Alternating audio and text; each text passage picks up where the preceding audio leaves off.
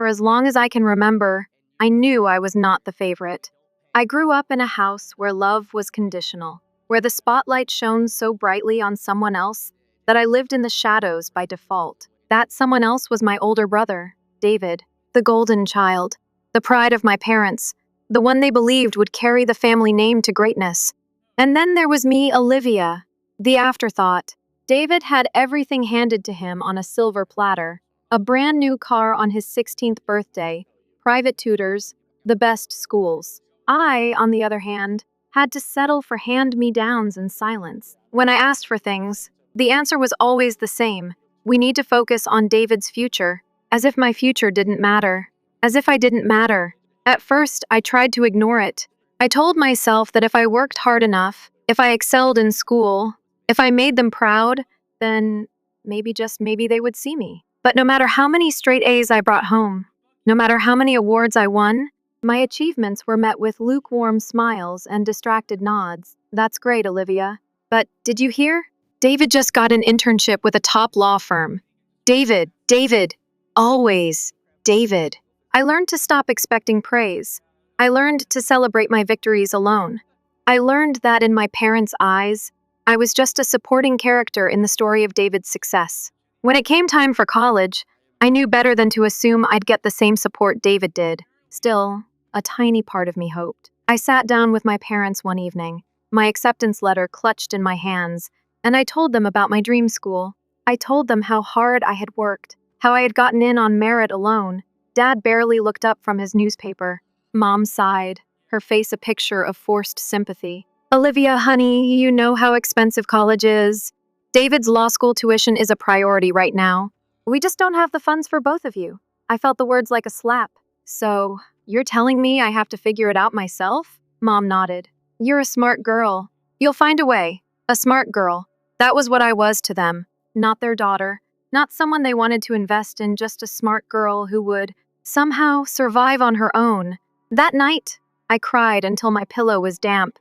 Not because I had to take out loans or work multiple jobs. I'd expected that. But because they hadn't even hesitated. There wasn't a moment of regret, of guilt, of trying to find a solution. They had already decided. David first. Always David. I threw myself into work. I worked as a waitress during the day and as a cashier at a grocery store at night. On weekends, I tutored high school students. I was exhausted, but I had no choice. I had to make it work. Meanwhile, David lived comfortably in an expensive apartment near his university, funded entirely by our parents. He had never worked a day in his life. He never had to.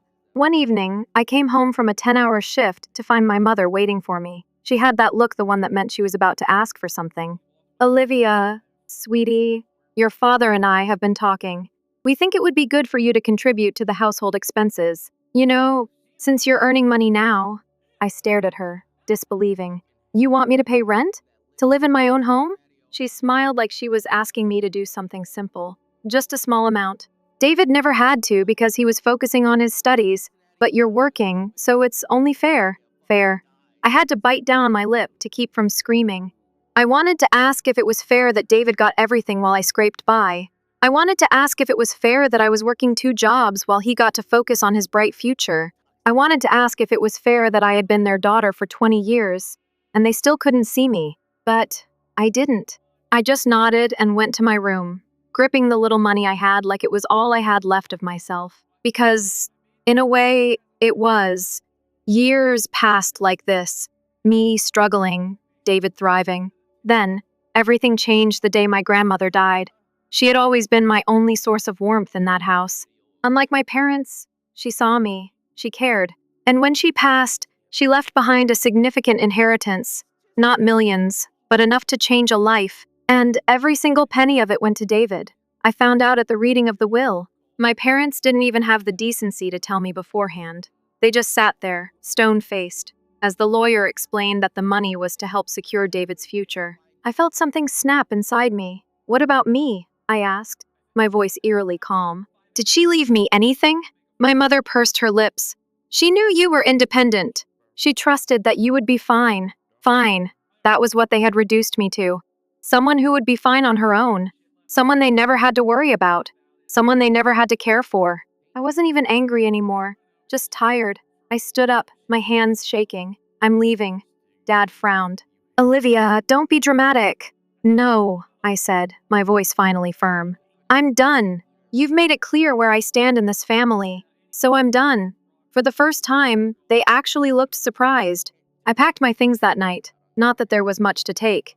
A suitcase of clothes, a laptop I had saved up for, and the last bit of cash I had left after paying rent to my own parents. I walked out the front door without looking back. No one stopped me. No one even said goodbye. As I stepped onto the bus that would take me to a new city, I realized something. I had spent my entire life fighting to be noticed by people who had never truly cared. And for the first time ever, I was choosing myself. Leaving home was supposed to feel like freedom. I had imagined stepping onto that bus and feeling an immediate sense of relief, like a weight had been lifted off my chest. Instead, as the city lights blurred past the window, I felt hollow. I was alone. Completely, utterly alone. For the first time in my life, there was no safety net, no home to go back to, no parents to call if things got too hard. Not that they had ever been much of a safety net to begin with, but the finality of it, the knowledge that I had burned that bridge, left a lump in my throat that I couldn't swallow. I had saved up just enough money to rent a tiny studio apartment in a part of the city most people avoided. It was small, the walls were thin, and the neighbors were loud, but it was mine. My own space, my own rules. I should have felt proud. Instead, I spent the first few nights staring at the ceiling, wondering if I had made a mistake. Then the real struggle began. I threw myself into work, multiple jobs, back to back, barely sleeping, barely eating. I waited tables during the day, cleaned offices at night, and tutored high school students on weekends. Every penny was stretched to the limit. Rent, food, textbooks, there was never enough. I told myself it was temporary. Just a few months, maybe a year, and things would get easier. But months passed, and the exhaustion only grew. There were days I was so tired my hands trembled while carrying trays at the restaurant. At night, I fell asleep in my clothes, still sitting at my desk with an open textbook in front of me. The world felt like an endless loop of work, exhaustion, and barely scraping by. But I refused to give up. I kept pushing, keep fighting, because I had something my family never gave me, a dream, and I would be damned if I let it slip away. One night, after an especially long shift, I came home to find a message on my phone. An email. My heart pounded as I opened it. Congratulations! We are pleased to inform you that you have been awarded a full scholarship. I read the words over and over again, afraid I was hallucinating. A scholarship, a real chance. I had applied months ago, never truly believing I'd get it. And now everything is about to change. I collapsed onto the bed, shaking. Not from fear, not from exhaustion, but from relief. For the first time in years, I felt something close to hope. College was a different world. The moment I stepped onto campus, I knew I didn't belong.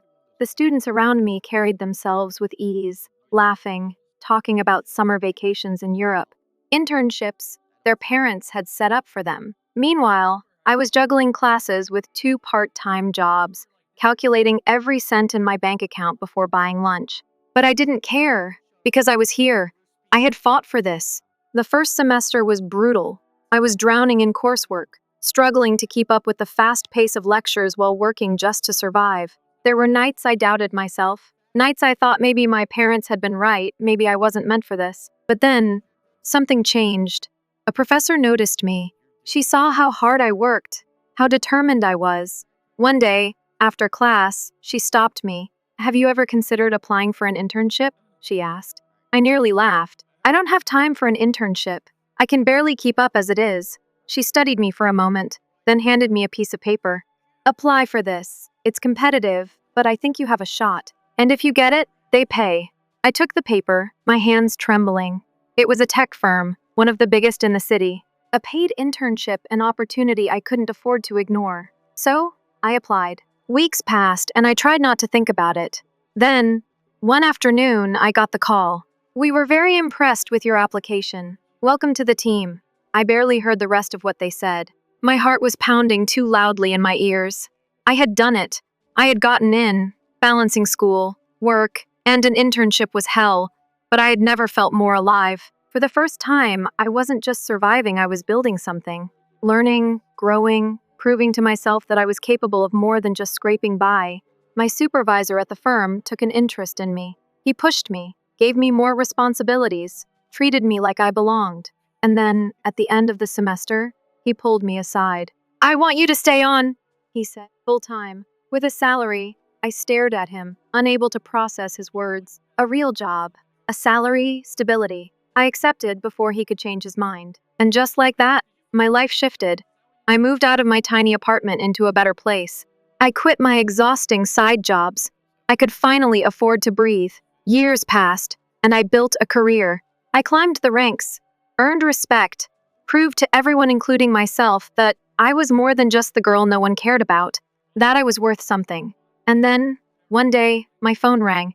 I hadn't heard from my parents in years, but now, out of the blue, my mother's voice trembled through the phone. "We need your help. Di.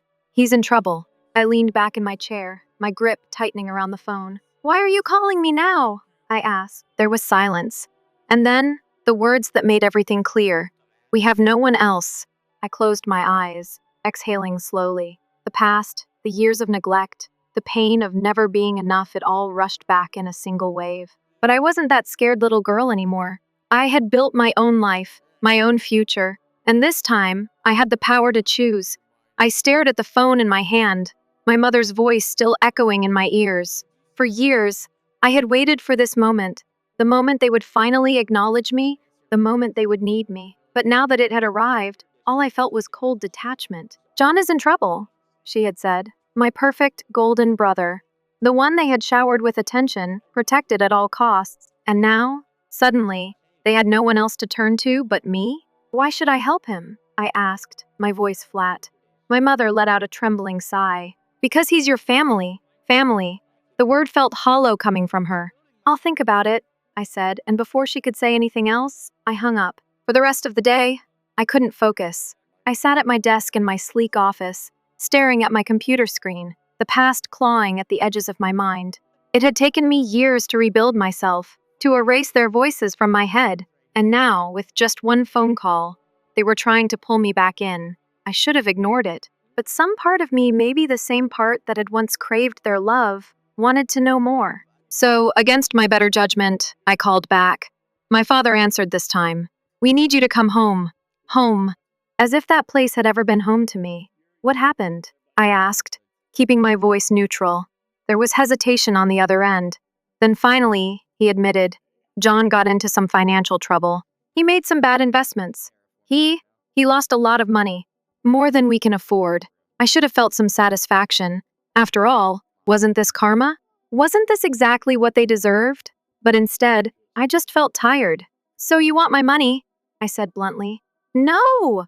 my mother protested. "We want your help." I exhaled slowly, gripping the edge of my desk. And where was this concern when I needed help? Where was this family when I was struggling just to survive? Silence. I could hear my mother breathing, my father shifting uncomfortably. Finally, he muttered, "That was a long time ago." "Not to me," I said. And with that, I ended the call. For days, I wrestled with the decision.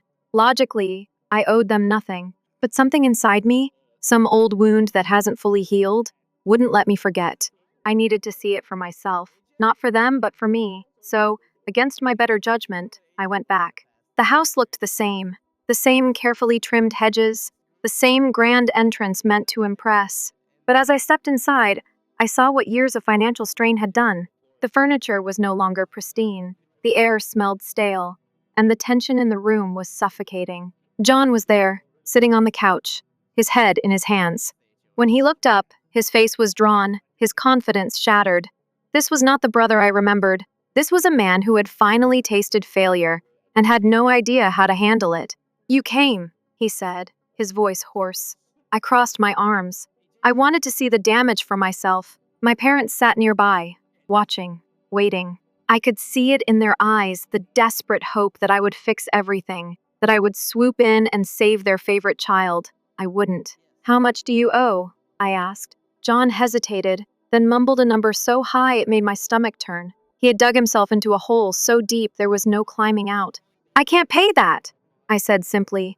My mother's face crumpled. "Please, sweetheart, you have to help us." "No, I don't," I replied. Dai's jaw clenched. You have money. You're doing well. Why won't you just— Because you never would have done the same for me, I interrupted.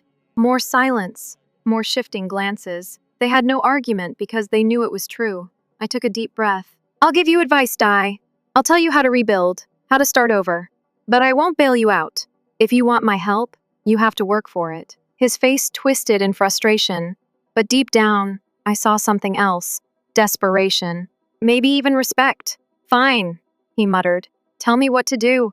And just like that, the balance of power shifted. I wasn't the forgotten child anymore. I was the one in control. The moment I heard my mother's voice on the phone, something inside me froze. It had been years since I last spoke to her, years of silence, of carving out a life without them. And now, suddenly, she needed me. We have no one else, she had said. It was almost laughable. No one else? What about Dai, their golden child? What about the people they had chosen over me? Time and time again. Now, when they were desperate, was it suddenly worth calling? I gripped the phone tightly, my mind racing. Part of me wanted to hang up, to let them deal with their problems on their own. But another part, the part of me that had spent my entire life yearning for their approval, hesitated. What happened? I finally asked, my voice cold. She let out a shaky breath. John made some bad investments. He lost a lot of money, more than we can handle. If we don't fix this soon, we could lose the house. I closed my eyes, anger bubbling beneath the surface. Of course, it was about money. It was never about me. So, let me get this straight, I said, forcing myself to stay calm. You ignored me for years, but now that John screwed up, you expect me to fix it? It's not like that, she protested. You're doing well for yourself, aren't you? You have a good job, a good life. We just need a little help, no? The word came out sharper than I intended. I'm not your safety net. Silence stretched between us. For the first time, I had the power in this conversation. For the first time, I wasn't begging for their love. I was the one being asked for something. And I had every right to say no. You don't understand, she finally whispered. Your father, he's not well. The stress is getting to him. Please, we just need a loan. We'll pay you back, I promise. I almost laughed. You really think I believe that? Please, John is your brother. Doesn't that mean anything to you? I let out a slow breath. Did it mean anything to you when you kicked me out? When you watched me struggle? When you treated me like I didn't exist? I felt my voice rising. Years of pain boiling over. Where was this concern when I was working 3 jobs just to survive? Where was this family when I needed help? Her silence spoke louder than words. For a brief moment, I almost wavered. I thought of my father, the man who had barely looked at me for most of my life. I thought of my childhood, of the nights I had spent crying myself to sleep, wondering what I had done wrong. But then I thought of the life I had built, the career, the independence, the self-respect I had fought so hard to gain. And I knew I wasn't that girl anymore. I'm sorry, I said, though I wasn't sure I meant it. But I can't help you. You're just going to let us suffer? She whispered, her voice trembling. I'm just doing what you did to me. And with that, I hung up. The next few weeks passed in a strange blur. I kept expecting another call, another desperate plea, but none came. Instead, there was silence, deafening, heavy, but not unwelcome. I threw myself back into work, focusing on the life I had built, the people who actually cared about me. But despite everything, a small part of me couldn't help but wonder what was happening to them. Had they lost the house? Had John found another way out? Then, one evening, I got my answer. I was leaving work late when I saw a familiar figure waiting near the entrance of my office building. Dai. For a moment, I thought I was imagining things. He looked different. The confidence, the arrogance that had always surrounded him like an impenetrable shield was gone. His clothes were wrinkled, his face pale and drawn. He looked like someone who had finally realized that the world didn't revolve around him. Can we talk? He asked, his voice quieter than I had ever heard it. I crossed my arms. I think we already did. He let out a humorless laugh. Yeah, I figured you wouldn't want to see me, but I needed to try. I didn't say anything. I didn't owe him anything. I screwed up, he admitted. I thought I was untouchable. I don't know what I thought, but now everything's gone. The money, the house, everything Mom and Dad put into me. So what do you want from me? I asked, my voice steady. A handout? Because that's not happening. He shook his head. No, I don't deserve that. That caught me off guard. He looked down, scuffing his shoe against the pavement. I just wanted to say I'm sorry for everything. I never really thought about what you went through. I was so focused on what Mom and Dad gave me that I didn't even realize what they were taking from you. I stared at him, waiting for the catch, waiting for the manipulation. But for once, there was none. I don't expect you to forgive me, he continued. But I needed to say it. And I hope you're happy. You deserve to be. Something in my chest tightened. This was the first time in our entire lives that John had acknowledged me as anything more than a shadow in his perfect world. I am happy, I finally said. And I hope one day you figure out how to be too. He gave me a small nod, then turned and walked away. I watched him go, feeling a strange mix of emotions: closure, relief, and something I couldn't quite name. I knew I would never go back. I knew my parents would probably never change. But in that moment, I realized something important. I wasn't angry anymore. And that, more than anything, meant I had won. I never imagined myself standing in front of my childhood home again. The sight of it stirred something deep inside me, a strange mix of nostalgia and resentment. The house looked smaller than I remembered, like it had shrunken over the years, just like the people inside it. John had gotten himself into serious trouble, and my parents, who had barely acknowledged my existence for years, had come running to me. The irony was almost laughable. As I knocked on the door, my mother answered, looking older than I remembered. Her eyes widened when she saw me, and for a moment, I thought she might cry. Instead, she stepped aside, wordlessly letting me in. The living room hadn't changed. The same furniture, the same framed pictures of Di's achievements on the wall. Not a single trace of me. John sat on the couch, his head in his hands. He barely looked up when I entered. My father, standing by the fireplace, cleared his throat. "It's good that you came," he said stiffly. I folded my arms. "I didn't come for you. I came to hear what's going on." My mother sighed and sat down. John got involved with some bad people. He took out a loan from people he shouldn't have, and now they're threatening him. They're demanding payment by the end of the month. If we don't pay, I glanced at Dewey. How much? He muttered something under his breath. I had to force him to repeat it. $30,000. I nearly laughed. 30 grand? That's not pocket change. What the hell were you thinking? John finally looked up at me, his face filled with shame and frustration. I was trying to invest, trying to make something of myself. It didn't go as planned. I shook my head, feeling anger rise in my chest. And now you expect me to clean up your mess? Why? Because suddenly I'm good enough when you need something? We're family, my mother whispered. You're doing well now. You have money. I let out a hollow laugh. Oh, so now I'm part of the family? When I needed help, where were you? When I was struggling, where was Di? You all treated me like I didn't exist. But now I'm supposed to be your savior? Silence. My father, always the proud one, finally spoke. We made mistakes, but this is different. John is your brother. You don't turn your back on your family. I clenched my jaw. Family? That's rich coming from you. John ran a hand through his hair. Look, I screwed up.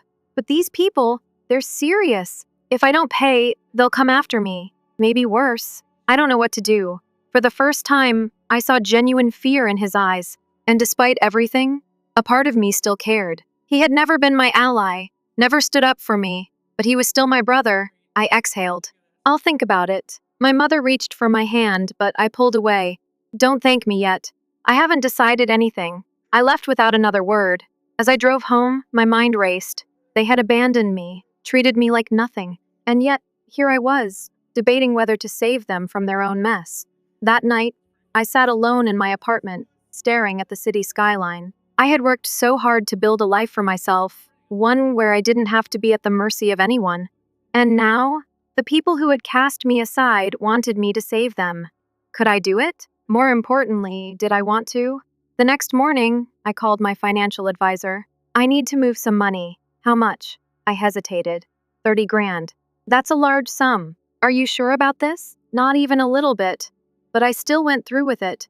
Not for my parents, not for their expectations, but because, deep down, I didn't want John to fall apart like they did. I met him at a coffee shop later that day. When I handed him the check, His hands trembled. "I don't deserve this," he admitted.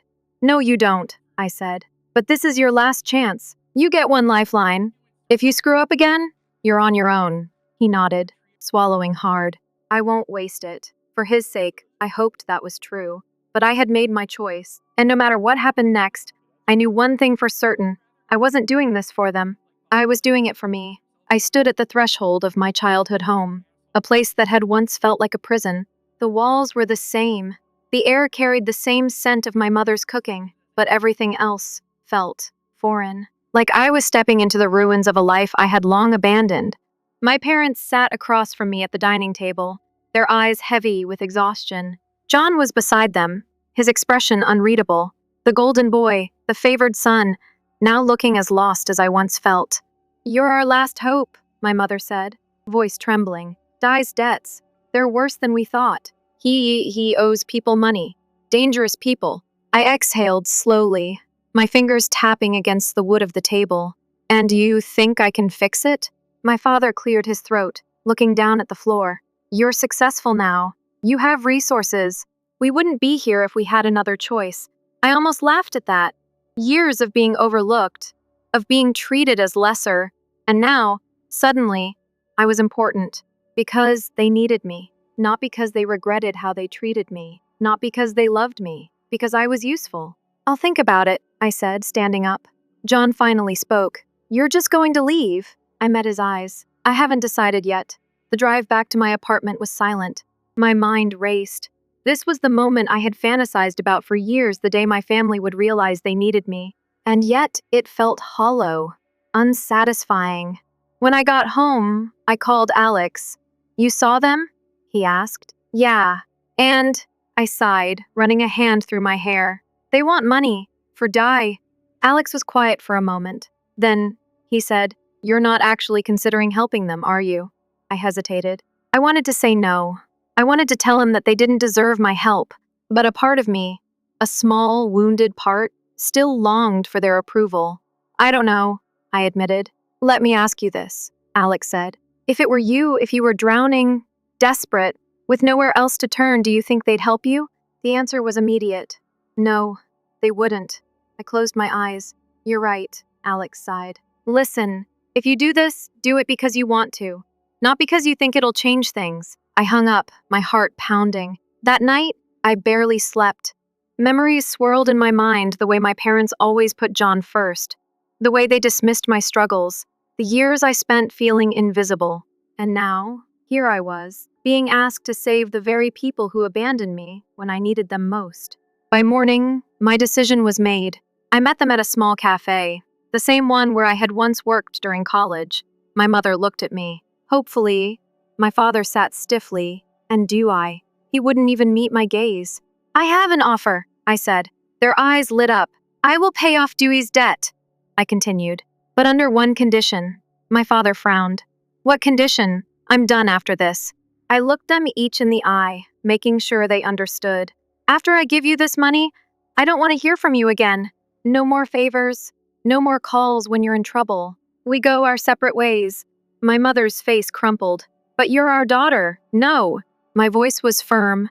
"I was your daughter when you needed me to be. But when I needed you, I was nothing." Silence. Finally, my father nodded. "Fine." I transferred the money that night. It was a large sum, but it wouldn't break me. I had built a life strong enough to withstand this final act of closure. The next morning, I woke up feeling lighter than I had in years. Months passed. True to their word, my parents didn't contact me again. John was out of my life. And for the first time, I was truly free. Alex and I took a trip to Europe, a real vacation, not just a quick escape from stress. We sat in a cafe in Paris, watching the world move around us, and he turned to me with a smile. "You okay?" he asked. I nodded. "Yeah, I think I finally am." Looking back, I realized something. My family had always been a weight I carried, an anchor that held me in place. But now, I have let them go. And in doing so, I had finally given myself permission to move forward. I wasn't the forgotten child anymore. I was my own person, and that was more than enough.